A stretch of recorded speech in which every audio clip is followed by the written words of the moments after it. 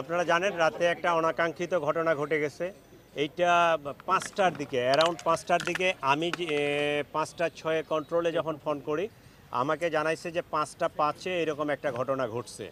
তো এইটা আমরা আপাত দৃষ্টিতে দেখে যেটা মনে হচ্ছে এটা কোনো অ্যাক্সিডেন্টাল না, কেউ ইনটেনশনালি এইটা করছে, এইটুকু আমরা নিশ্চিত। তো আপনারা দেখতেছেন চতুর্পাশে এখানে প্রচুর ক্যামেরা আছে। আমরা এই আমাদের যে ইনভেস্টিগেটিং টিম তারা আসতেছে, আমরা ওই যে ডিজিটাল যে রেকর্ডগুলো হয় ওইটা আমরা নিব, ফরেনসিক করব, আমরা এটা ডিটেকশন করে ফেলবো ইনশাল্লাহ। তো এই পর্যায়ে আসলে বলার ওই আসে না, স্কোপ আসে নাই যে পার্টিকুলারলি কারা করছে বা কারা করে নাই, এইটা এই মুহূর্তে বলা যাবে না, এটা ইনভেস্টিগেশনে বাইর হবে। তবে প্রাথমিকভাবে ধারণা করা যায় যে এখানে দেখছেন যে দুইটা পোর্ট্রেট পুরানো হয়েছে। একটা হয়েছে বিগত সরকারের যে সরকার প্রধান ছিল ফ্যাসিস্ট, তার যে একটা পোর্ট্রেট করা হয়েছে এইটা, এবং ওইটা পুরাইতে গিয়ে সম্ভবত কবুতরের কিছু অংশ আংশিক পুরানো হয়েছে।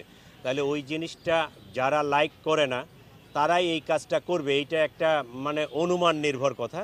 কিন্তু এইটা আমরা তদন্ত করে আমরা যদি ওই ভিডিও ফুটেজগুলো আমরা যখন কমপ্লিটলি এটা ইনভেস্টিগেশন করতে পারবো, আমরা ওইটা যে এখানে লাইটিং আগুনটা লাগাইছে তারে ডিটেক্ট করতে পারলে তার মাস্টার মাইন্ড কারা বা এটার সাথে কারা জড়িত এইটার ডিটেইল আমরা পরে বলতে পারবো। ধন্যবাদ সবাইকে।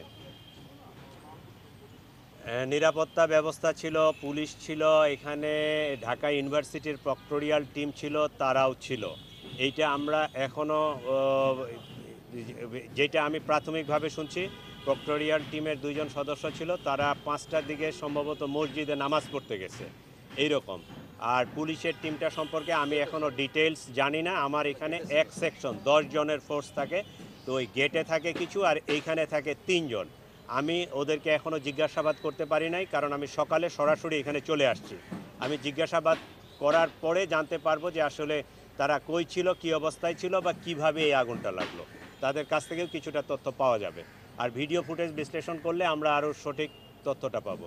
আমি ওদের এই যে ডিভিআরের সাইজ বা ক্যাপাসিটি জানি না, আমরা টাইমটা জানি। তো টাইমটা যেহেতু আজকে ভোরের দিকে হয়েছে, আমার মনে হয় খুব বেশি সময় লাগার কথা না। আমরা যদি ওই শেষ রাতের ভিডিও ফুটেজগুলো অ্যানালাইসিস করি তাহলে খুব তাড়াতাড়ি এইটা পেয়ে যাব। যেহেতু ঘটনার সময়টা জানা গেছে, ওই সময়ের আগে পিছে আধা ঘন্টা বা 1 ঘন্টার ভিডিও ফুটেজগুলো, সব সিসিটিভির ভিডিও ফুটেজগুলো যদি আমরা অ্যানালাইসিস করি তাহলে আমরা পেয়ে যাব হয়তো। থ্যাংক ইউ সবাইকে, ধন্যবাদ।